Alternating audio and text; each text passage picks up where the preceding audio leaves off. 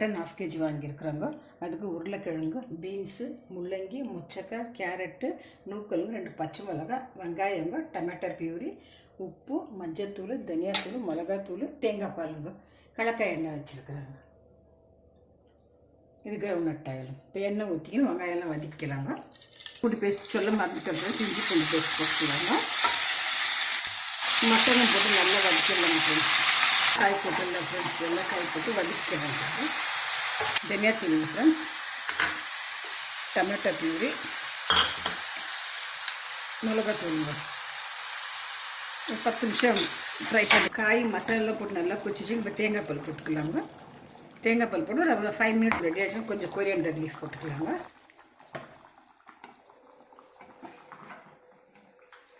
Mutton குழம்பு ready ஆகிடுச்சு. எங்கள் வீட்டு மட்டன் குழம்பு இப்படி தான் செய்வாங்க. நாங்கள் காயெல்லாம் போட்டு பசங்க காய் சாப்பிட்லன்னா கூட அந்த மட்டனில் போட்டு சாப்பிட்டாக்காங்க